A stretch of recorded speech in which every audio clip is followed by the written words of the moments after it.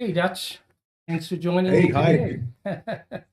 Yeah, boy, it's been a long time. I'm, glad to catch up and been It watching your has. journey. It's been really amazing to watch you guys and the success and so forth. We've Well, travelled a bit. We've travelled around a bit. yeah, man, you've done the UK and Paris and now bordering with Germany, I think you were saying. And Yeah, so yeah, right, right. I can actually probably throw a stone into Germany from here if I get high enough up. okay, don't do that. That's right. Be careful. Have to be careful of that now. Yeah, yeah. Well, well, thanks for joining me. Today, want to really catch up on your background, your story, share some of your journey and successes. Sure. Just as a quick introduction, Dutch David Holland MBA, is been a coach and a trainer. You have an engineering background. You've done I believe, the development of weaponry for the military way back then, and I'm sure you've had the surgery like I have. I And can tell you, but I've got to kill you if I tell you. So nice.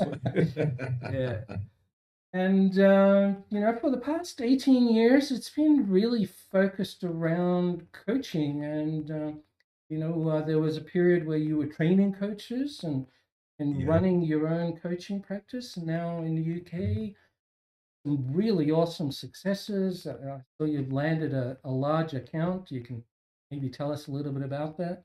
Yeah. And some books. So, Yeah. where do we start? I guess the biggest question for coaches out there and maybe even business owners is um, what's the secret sauce? What would you advise people either starting out or engineering themselves, I guess, for want of a better word, to position themselves as successful coach? Wow, it's what a great question. I think looking at, and I can only speak from my experience. I came into coaching, as you say, 18 years ago, and I'd been an engineer. I've been in logistics and transport, and I'd never heard of business coaching. I had no clue what it meant, nothing at all.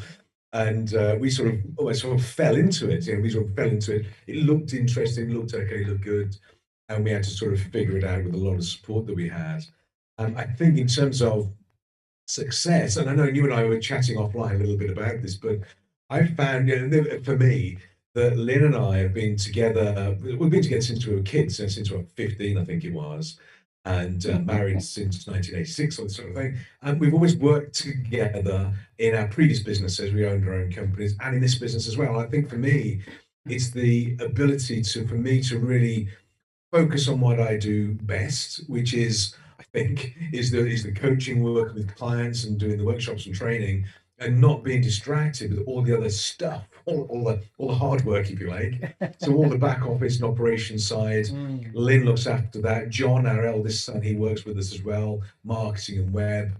So I think it's maybe for me, it's not being the jack of all trades. It's focusing on what I love to do and what I believe I do well, and not being distracted. So because time is the biggest, I think, the biggest thief of mm. success. And so you're doing all these sort of things. Well, I don't have to. I just do what I've got to do. And Lynn and John do all the hard work and just let me. All I do is talk to people. That's all I do, which is a joy anyway. So I think it's focus. I think it's focus and removing distractions. Nice. Yeah, I think you and I were exchanging stories earlier on because, as you know, I work with Sandra, my wife. We've Yeah. been together 32 years, and right through our journey with multiple businesses, years, I think there So, was maybe one or two situations where I was a VP of a public company where she wasn't involved in that, but in every other yeah. instance, we've we've worked together, we've built it together. We've had, as you say, that support at home Yeah. and at work. People say, "Well, you do that because you go home and you talk work, right?" And It's not, and this is the whole thing. I think that I was asked to talk about work-life balance for a company up in Luxembourg, And Yeah. I got up on, it was only last week on stage. I said, just my view, I don't think there's any such thing as work-life balance. I think if you have to have work and life as separate entities that are balanced and don't overlap, there's probably something wrong. Yeah. I think it was Jeff Bezos that actually said this best. He was interviewed and he said you have to have harmony rather than balance. I think that's absolutely right. Where work and life for me, and I guess for you guys as well, Yeah. it's Yeah. the same thing. Yeah. I enjoy my work. When we finished our conversation, there's a barbecue on in the garden, so I'm going to be out in the garden, finish off a barbecue with the guys, and we'll be talking about this, and then we'll talk about family. Then I've got another workshop to do later on at 8 o'clock tonight here, different time zone. It all blurs into one, and I think it's that sort of enjoying it, but making it's a life's work, if you like. Yeah. And I enjoy traveling and having fun and barbecues and family. I also enjoy what I do professionally as well, but the two are really linked together. It's not really balance. It is this harmony, I think. That's a really good example of that, because that is Mm. one of my peeves as well, because it comes up quite a lot, and Yeah. people measure it by time. I'm going, hang Mm. on, I measure it by quality, by Yes. That's right. enjoyment, and things like that. It's not about time. Yeah, we knock off at 5 o'clock, just like most people, but we sit down and talk. We talk work. We Absolutely, talk about the exactly. But kids. it's not work, is it really? It's just what we do. Yeah, yeah. So we both love what we do. We're challenging people's thinking. That's that's Yeah, that's passionate. Uh, absolutely. that's interesting, and yet I still have to ask the question. Well, how do people get to that point? Do you make a plan and decide you're going to do that, or does it just happen? And if it just happens, then people can't really duplicate that, right? Yeah, I think. I mean, I sort of. That's is it planned or is it sort of is it fate? And I'm not convinced. I certainly don't think, because if I think back, when we were running, Lynn and I running our transport company in the UK, and we had 3 warehouses, a fleet of vehicles. It was a reasonably sort of mid-sized company. It was doing okay, but it was horrible. It wasn't the clients weren't great. It was always very high pressure and this sort of thing. And we sat down, and literally, I can remember doing on a Sunday afternoon, as you do, we sat in a bottle of wine and said, "Well, what do we want? What do we want out of life? What are we going to do?" And we literally wrote down what we wanted to do. We wanted to, travel the world, work with positive people, have a great lifestyle, look after the 2 boys, and all this sort of thing, like a shopping list. Mm. And we had no idea how we were going to go from running this, out of control big transport company, logistics company, to traveling the world. I had no clue. And then what happened was about a month later, and this is back in the days of faxes, not email, a fax came through. And it was from this crazy franchise, this Australian guy, the franchise, and he said, "We've heard about your background. We think you make a great business coach, and as a business coach, here's what you can expect to achieve." And it was work with positive, like-minded people, travel. It's like, wow, what we wrote down was Mm. literally on this fax, pretty much. It was like, Mhm. crikey, this is a bit odd. And so that's how we got into coaching. But I think the answer to it is, if we hadn't have written that list down and had it in our minds, that fax would have still turned up. It would have still come through on the machine in the transport office, Mm. but I would have ignored it. It would have been another bit of junk mail, another bit of just stuff coming through.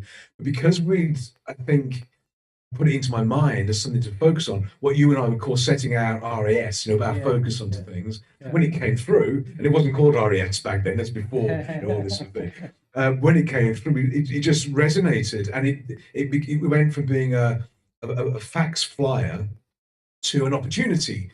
And I think that's the essence of it. Once we choose what we want, not no plan, just pick what we want, we Mhm. do, I think, recognize or attract, whichever way you want to look at it, the opportunities that will take us there. And so we sold our transport company, and then I went to Australia on training, and the rest of the history, Yeah. and off we went. So that was a pivotal moment, but it all started with just writing a list. And this was before I knew anything about personal development or coaching or goal setting. I was just an engineer running a transport company, and this just make a list just seemed like a cool idea. So it did start with that. I don't think it was planned, but what I think it did, it enabled us to recognize and be open to the opportunities that enabled us to achieve it.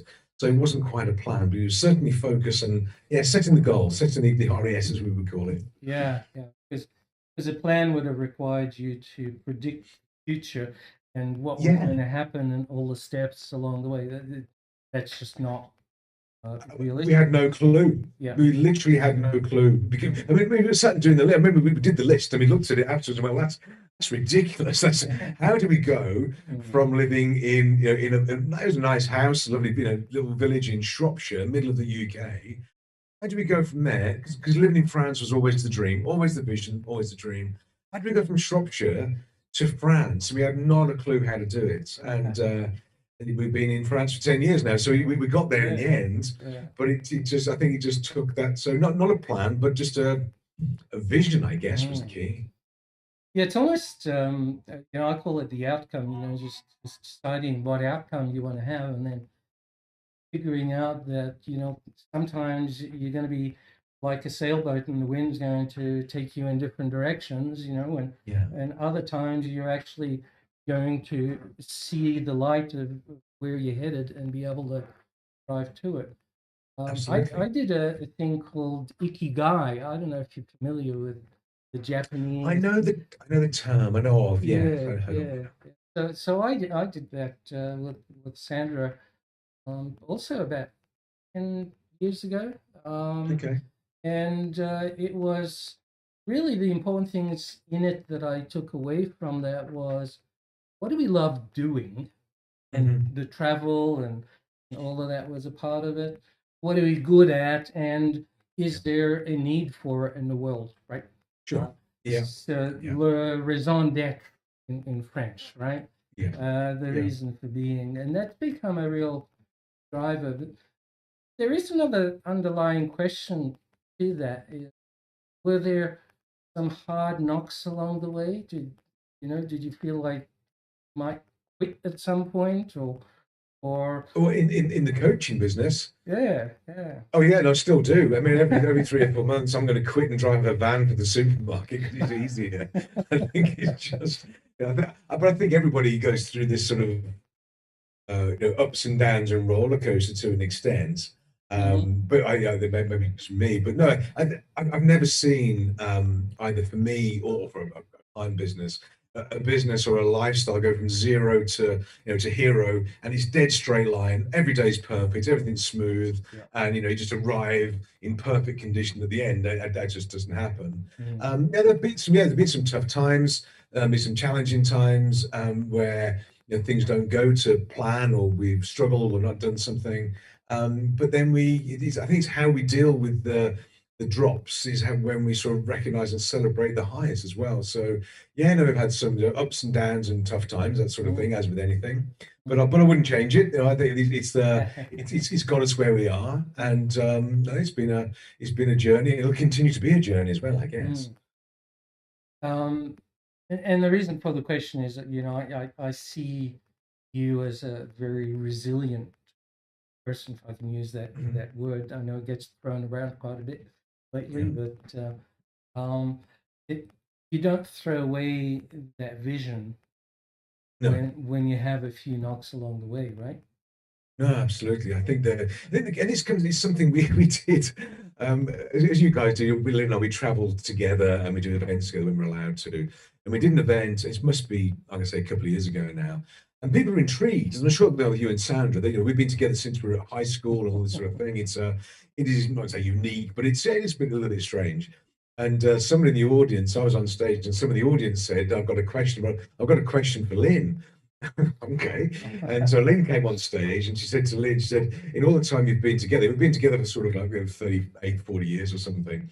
And in all the time you've been together, have you ever considered divorce or separation or something like that? I sense there was something going on in her life that she wanted to vent. But anyway, and Lynn just thought for a second. She said, "No, never divorce and separation." She said, "Murder, yes, but never divorce." And I think this sort of encapsulates because personally, as a couple and as a family, we made a promise to each other that we're going to Right. be here with each other, good, bad, up and down, that sort of thing. Mm, And my philosophy is that if something's not going right or it's broken, we fix it. We mm, don't we don't abandon yeah. it. And that's just a bit of what came from my family and my sort of background. Mm, And that works personally, but in business as well. Things go wrong, things may break. But if it's your passion and the vision, the how may change, the mhm, route, but the what doesn't. That's the thing. The route to get there, you may be all over the place in different things, but you keep the vision fixed or the goal. You change, how you're going to get there, but don't just quit. There's always a way. Whatever you want to achieve, there's always a way. You may have just chosen the wrong path first time round. That's all. mm, mm. Yeah. Wow. Um, that's I'm just relating to a whole bunch of things you But I mentioned. think it is. But I guess I think anybody. I assume it's not just Lynn and Yeah, I. Anybody in a long-term yeah, relationship, yeah, yeah. we know this to be true. That Mm, the best, most fabulous relationships yeah. have heat and light. They just do. It's one of those things, and Mm, it's how we deal with them. Business is no different in my yeah. experience. That It's you just, go if you're not getting some heat, yeah. then you're probably not going fast enough. So be prepared for it. It's okay. Just dance with it. It's fine. Yeah. It's making that decision that this is what we're going to do, and you know, we're going to make it work. Absolutely. Yeah, we're going to figure it out. We're going to figure it out, Yeah. and that's part of the fun as Mm, well. It might mm, feel, I suppose, tough and difficult, mm, but I recognized for me, and like maybe for you guys as well, but a lot of people they do their best work when their backs against the wall, when the pressure's on, and they've got to come out swinging. And that's when people do the best work. And unfortunately, the flip side of that is we don't do our best work until our back's against the wall. yeah. So I've learned to trust myself that when the pressure's on or something's not gone right and my back's against the wall, I've Mhm, trusted that we figure it out. And we do. There's always a way we figure it out. It's the right. strength of the team. But if people get the pressure and they don't come out fighting and really do the best work and they quit and walk away, Mm, then that'll be a pattern as well if they're not very careful. yeah. Yeah, and I was just thinking, because of all the behavioral work that we've done and the science and the Mm. research and so forth, and Yeah. and one of the things that we discovered along the way was, we mapped lots of different behaviors, but the one that really stood out for salespeople, for entrepreneurs, and so forth, and it's the thing that you're talking about right now, which is procedure. You know, Hmm. um, there's a lot of people that, when they try something once and it doesn't work, they just want to throw it away and start over and Absolutely. build it from scratch again. Or Yeah. the joke in the franchise used to be, yeah, I bought a franchise, but it doesn't work. I need to build my own, right? It doesn't work for me. It works for everybody else, but it doesn't work for me. Yeah, Yeah, sure. yeah, Okay. yeah. So, but it's the same in certain roles, or maybe it's all roles. And I think about it, in sales, Mm. the successful sales guys are the ones that, you know, have the CRM. They follow up. They do all the stuff. That they know that they're going to have some hard knocks along the way. They're going to nose but Yeah, they figure it out. Um, absolutely. Absolutely. so I think in life, getting what we like is made up of doing lots of things we don't like first. It just, we have, it's not because if it was the thing, is, if it was that easy, if it was just easy, gentle, and everybody would do it, everybody would be doing it, mm, and not everybody can because they don't follow through and, as you say, use the procedure and the process and do. There are things that I don't enjoy doing in the business, but I do them because it enables me to have the things that I do enjoy. So you've got to right, just find a way and force your way through, I think. yeah.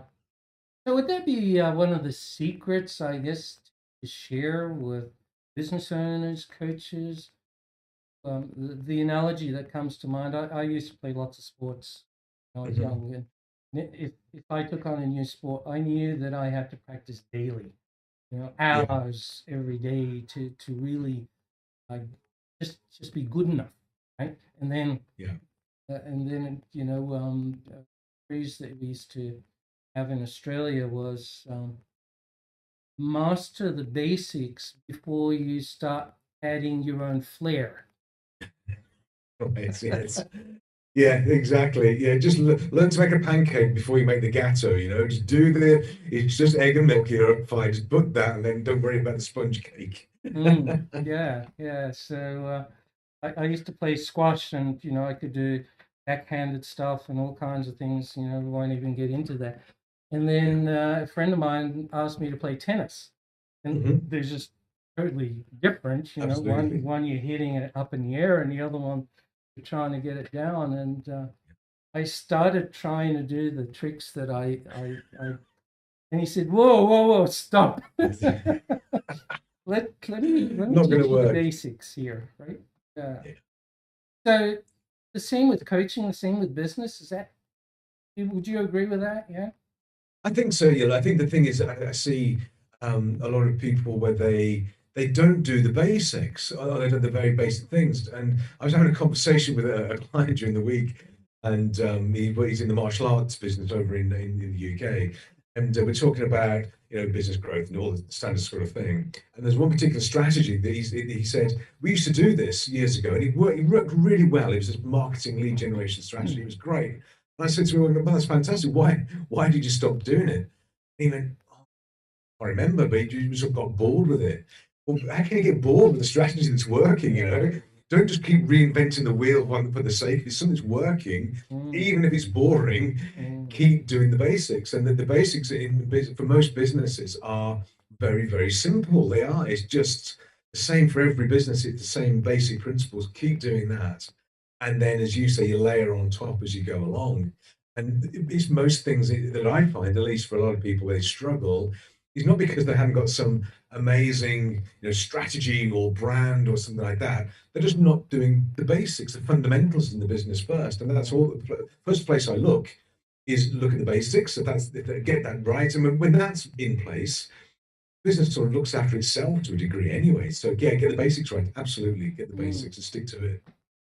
Yeah, to use that analogy, you don't discover, or your flair and style is not going to come out until Yeah, you've that's right. you've mastered that Absolutely. basics foundation, Yeah. and that takes a lot of repetition. Absolutely, yeah. It's not exciting. It's not sexy. It's just it's boring. It's tedious. It's repetition. It's practice. It's wax on, wax off. It's exactly what it is. Right. But that's we can learn a lot from the Karate Kid, I think. But it is that. But it's the basic fundamentals, and I think I got my basic fundamentals as an engineer.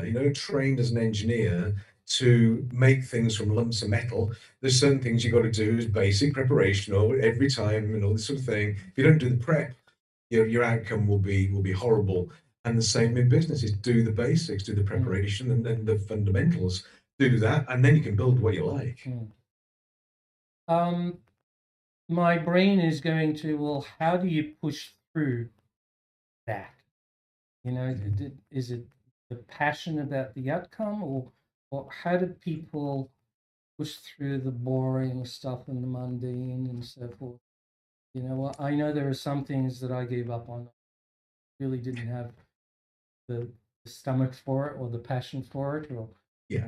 or it wasn't going to get me to my goals. Do you have any thoughts on that? I think so. I mean, with the decision we made, there are things that we have to do in our business, and we've got three businesses running now. So the things we've got to do that I find boring and tedious and that sort of thing. And for me, it was a case we'll grow the business and then do two things. One is systemize it, structure it, and then delegate it. Hire somebody to do it. So I don't want to do the accounts and compliance work. I mean, because we're based in Luxembourg, a lot of compliance and rules and regulations and procedures and anti-money laundering, all this sort of stuff. And it's all relevant, it's all very good stuff. But I don't really want to do it. So we build the business and we hire people to do it. So some people, they love doing compliance work and Mm, repetition. They just thrive on it. Great, find someone and hire them or have them as freelancers or whatever it is. But build it, systemize it, and then I think delegate it. But mm, business growth would mean you can afford to do that. So I wanted to grow the business, not just for sales growth, but so I didn't have to do the boring stuff. I only do what I love doing now. And we got the business to a size where we have people in the team doing this for us. So I think that's really it. It's got to be done. Get specialists to do it. It's not my strength. I know that, but grow the business and then hire somebody else to do it for you. So I think you just opened a can of worms here, another segue, but that might be another whole hot session. And that's there's a lot of people out there that are coming from the school of I don't like to do it, so I'll just hire an expert and let them figure it out. But what I'm hearing you say is you need to build the system the way you want it before you delegate it. Is Absolutely. I think so. I think so because I think everybody's business is, mine is unique, for good or for bad, it's unique, as is yours and for other people as well. And we've built our systems and structure around us, our lifestyle, our personalities, our knowledge, and things like that. And it's different, and not better or worse, it's just different, and maybe yours is, and that sort of thing is absolutely fine. I don't think for the SME sector, it's difficult to get an off-the-shelf package. You sort of just a plug and play for everything. When you're looking at accounting packages, that's all fine. But when it's the systems and structure and how you bring your personality to play into the business, our systems are different. But we had to build it first, and then we get it with somebody else to run it. So I would build them yourselves. I mean, get off the shelf where you can, but build it yourself, and then you can train people to run it your way. It keeps that uniqueness there as well. yeah. Yeah, I've seen people, struggle with the whole social media thing, and they keep hiring Yeah. people, and they keep paying money, and it doesn't work, and they keep paying more money, and it doesn't work, and keep me, Exactly. until they reach the point of saying, I need to learn how to do this. That's right. Yeah. But the thing is, it's like you can't hire somebody to call your mom, can you? You're not going to do that. You can't hire somebody to take your wife out to dinner for a birthday. I suppose you can, I don't know. Mm, But you're not going to do that. There's some things that we as business owner entrepreneurs have got to do. And I think social media, if I'm going to put a post on social media, it's got to be me. It's my story, my take on it, my personality. mm, And I think people they delegate that too soon. Standard post and updates, absolutely. But when it comes right. down to my stuff about me that people maybe hopefully resonate with, Mm. I'm going to do that. So yeah, don't give too much away. Keep doing it. I keep my own social media platforms running. That's on my own content as well. Yeah, so it opens up that whole conversation of Yeah, abdication versus delegation, leadership, micromanagement. There's a whole gamut of things that people is just so paranoid about. absolutely. I'd love to do a series. Perhaps we'll do a series of these. Yeah, I would love to. Maybe once a month or once a quarter, we should reconnect Absolutely. and try to take over from where we left off. Been great, So, um, what are we leaving people with today? What are the biggest takeaways that I think wrap up with? My goodness, I think for me, I think for based on what I think the key thing, I think if you look at probably the first question you asked is choose what you want and don't worry about how to get it. If that makes sense, which sounds Yeah. bizarre, is put it out there and then recognize the opportunities that will come along because you'll see the facts coming through for me, for example. Recognize the opportunities and be prepared to trust yourself to say yes. So I think it's just don't worry about the how, but really be clear on the what, and then the universe or whatever will take care of the Mm. rest, perhaps. So set your mind have great clarity about the outcome you Yeah, want to have in your head, and yeah, then it's the old law of attraction uh, re-engineered, if you like, or yeah, revisited. Because absolutely. then your brain, we know this about the brain, is it sees things that align with what you've put in there. Exactly. Because I think too many people, again, in my experience, they know in life and business, they know what they don't want, but they don't really know what they do want. Well, if we know what we don't want, well, guess what we're going to get? Lots of opportunities to get what we don't want, and nothing else will show up. So that's what tends to happen. If we know, at least we know what we do want, at least the door may open for us. We've got more of a chance. So yeah, I think figure out what do you want, not just what we don't want, is a great starting point. And then second would be stick with it. There's going to be a lot of bumps along the way. I think so. Yeah, it's not divorce, murder. Yes, not divorce. I think that's because we're all going to fall out of love with our businesses to a degree. It doesn't happen that often, but it's a common thing. I think we get sort of frustrated with it and we go, I can't do this. I hate it, and I'm gonna get a job in the supermarket or whatever. It's easier. And we allow ourselves, or Lynn and I, something goes wrong or whatever it is, we allow ourselves a 10-minute pity party, and we'll sit and we'll bitch and moan about something for 10 minutes, and you go, right, okay, we're back on it, and off we go. It's good to vent a little bit, but don't dwell on it. Let it go. It happens to everybody. Just plow through. Yeah, and stick with it. Don't try to add the. I guess that's number 3 is don't try to add the flair too soon. Do the basics. Get the basics. Just do the done. basics. Yeah. You'd be I think it's with anything, with any sport or musical instrument or any profession. If you just do the basics, that's good enough for 90% of the time, because you only need to be, you don't need to be world class 100% of the time. You can be world class in flashes, now and again, inspiration, ideas, absolutely. But the basics will carry you through the rest of it. So just keep doing that, and that's good enough. I think it really is. Maybe next time we talk about this whole leadership thing. And absolutely, that sounds great. Love it. It's really good. Look forward to it. Well, Dutch, it's a pleasure as usual. Thank you so much for today, and my pleasure. Look forward to keeping in touch and continuing our conversation and our journey. Absolutely. Thank you. And thanks to everybody watching, listening. Thanks for your time, and we'll speak again. Thanks for now. All right. Here. Thank you. Bye-bye. Give my regards to Lynn. I will too, and to Sandra. Thank you. Thanks.